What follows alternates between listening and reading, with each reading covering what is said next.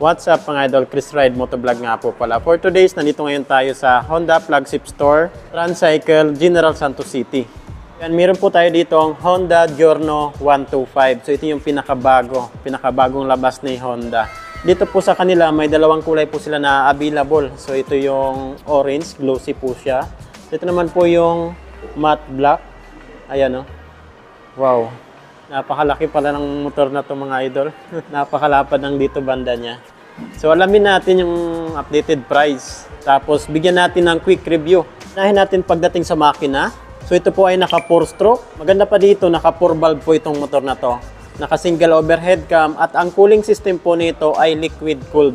So ito po yung radiator niya, nilalagyan po yan ng coolant kasi liquid cooled po yan. Kahit ibiyahin natin yung malayuan, hindi tayo mangangamba na baka mag-overheat yung motor natin. Dating naman po sa bore stroke nito, 53.5 by 55.5 mm. Compression ratio po nito ay 11.5:1. Maximum power, 8.49 kilowatts at 8,750 RPM. Dating naman po sa maximum torque, 11.6 Nm at 5,250 RPM. Pagdating naman po sa seat height niya, 180 mm. Sa wheelbase naman po nito, 1,312 mm. And then ground clearance ay nasa 155 mm. Ang fuel tank capacity naman po nito ay 5.4 liters. Honda Giorno 125. Pagdating naman po sa looks, grabe. Okay na okay po talaga yung datingan ng motor na to. Retro classic. Pagdating naman po sa design ng kanyang headlight, mas maganda po ito kasi hindi masyadong nakaumbok. Ayan o. Tapos dito, napaka-elegant niya tingnan. Yung headlight po nito, lahat po ito naka-LED na. Mapa high beam, low beam. Ito naman po yung daytime running lights niya. Itong nasa gitna. Talagang napaka-elegante nito sa gabi mga idol. Napakalapad naman po dito banda. Kung susukatin natin, mga 3 dangkal mga idol. Ayan o. Okay na okay din yung pormahan niya. Dito naman po yung signal light niya. Sa signal light naman po nito, naka-halogen bulb pa rin po yan. Yan po. Pero pwede naman po yan palitan ng LED, yung LED. Yan, napakalapad. Tapos wala masyadong korte. Agaw pansin din po ito, napaka-elegant na Honda dito na chrome-plated. Silver naman dito, tapos stainless steel yung nakapaikot sa kanya. Dito naman po tayo sa front fender niya. Talagang malaki yung front fender niya, paumbok, tapos malapad. Ayan o. Medyo flexible yung plastic niya. Ayan o. Sa front suspension naman po nito, mapapansin nyo, mas malaki. Ayan o. Mas malaki yung front suspension nito, yung telescopic niya compared doon sa Honda Click. Yung tube naman niya, naka matte black. And then sa braking system niya dito sa harapan, ayan o, naka hydraulic disc brake, single pot piston caliper po yan. Ito naman po yung design ng kanyang disc plate. Simple lang yung design ng kanyang disc plate. So ito naman po yung design ng kanyang tire. Naka street tire, ayan, bilog po siya.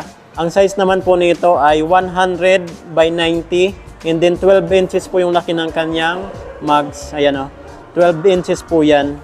Kulay naman ng mags na ito, naka matte black po siya. So ito naman yung makikita natin pag naka side view siya. Tapos dito naman, naka matte black po siya dito. So ito naman po yung apakan niya. Okay na okay din yung apakan niya. Kahit hindi na kayo maglagay ng rubber, okay na rin siya. Yung emblem ng Giorno, naka po siya, silver. Napaka-elegant ng pagkaka-design. Dito naman po tayo sa tail light at brake light niya. Yan, pag naka-side, pag ganun po yung design niya. Tapos ito naman po yung grab bar niya.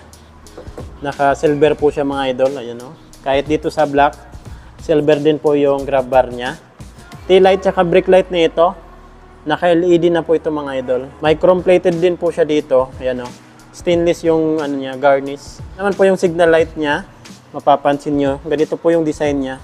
Naka-halogen bulb pa rin po ito. Ayan o, naka-bulb type pa rin po yan. Hindi pa sa ginawang LED. So ito naman po yung back fender niya. Makapal na plastic. Ayan o. Tapos dito naman yung lagayan natin ng plate. I-reflectorize po siya dito. Pagdating naman po sa muffler, ganito po yung design ng muffler niya. Ayan o, maliit lang po yung dito niya. Tapos ito, hindi po sa metal. Plastic po siya mga idol na makapal. Ayan. Para kasing metal yung design niya. Ayan o. Then sa braking system po nito sa likuran, yung brake po nito sa likuran ay naka-drum brake po ito. So mechanical drum brake po yan. So dito naman natin makikita yung radiator niya. Nilalagyan po yan ng coolant para hindi mag-overheat. So ito naman po yung airbox at ito naman po yung CVT. ASP Plus, Enhanced Smart Power. Kaya pala may plus 2 kasi naka 4 valve po ito. 125cc pero naka 4 valve. And then naka liquid cooled. Yan yung maganda sa kanya. Pagdating naman sa suspension nito sa likuran, medyo maliit lang yung suspension niya mga idol. Ayan, oh. Medyo maliit lang yung suspension niya compare sa Honda Click. So dito naman po tayo sa handlebar niya. Pagdating pala sa side mirror na ito, ganda. Ayan, oh. Gustong gusto ko yung side mirror na ito. Same talaga dun sa kulay ng kanyang katawan. Ayan, oh. Napaka-glossy niya. Ito naman po yung high beam, low beam na switch, horn, turn signal light. Sa right side naman, nandito po yung idling system, electric start. So, wala po siyang hazard switch. Electric start lang po siya. And then, wala na rin po pala itong kickstart. Ayan, oh. Wala na itong kickstart assist. So, ito naman po yung instrument panel gauge. Napakaganda kasi fully digital na rin po ito. Napakadetalyado niyan. So, same lang po ng design sa Honda Click 125. Pero mas maganda dito kasi naka keyless na po ito. Ayan, oh. Yung ignition niya, keyless na po yan. Meron din po itong tip alarm, tapos answer back key. Dito na rin po tayo nagbubukas ng ating fuel at sa upuan. So, unahin natin itong fuel. Wow. Dito pala yung nagbubukas yung mga idol. Oh. Ulitin natin. Yan. Pindutin natin yung fuel. Iyon, oh. Kakaiba, ah. Kasi paside yung ano niya, yung bukas niya.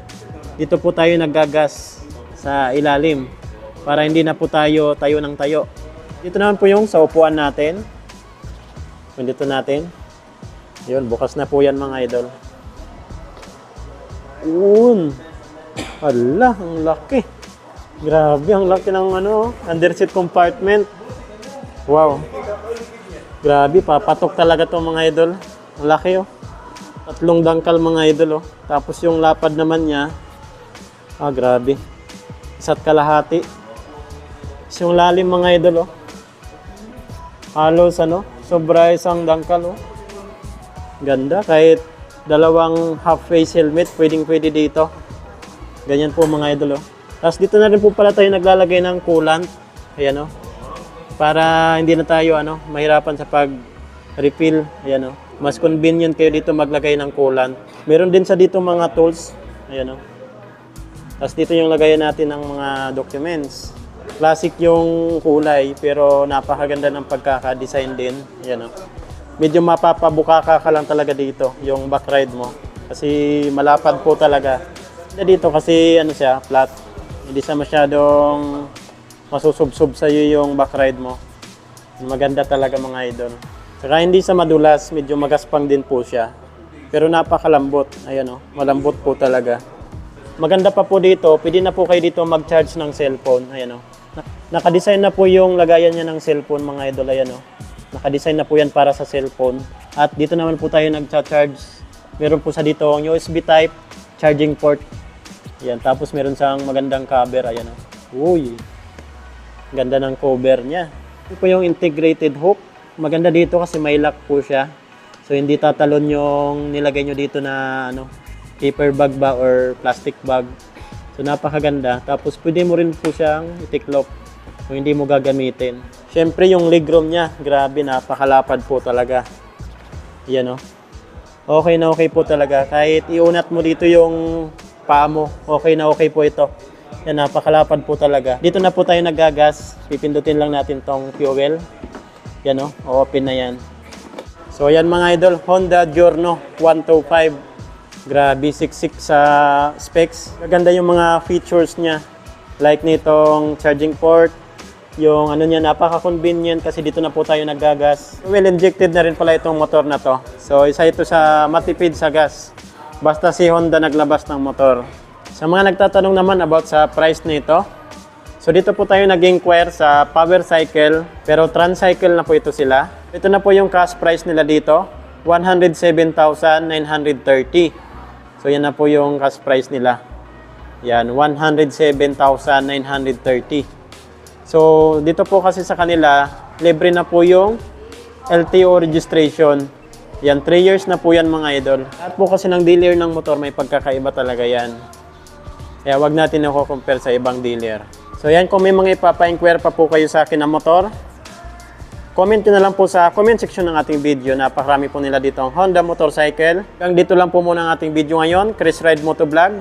Ride safe po tayo palagi. God bless you all. Thank you.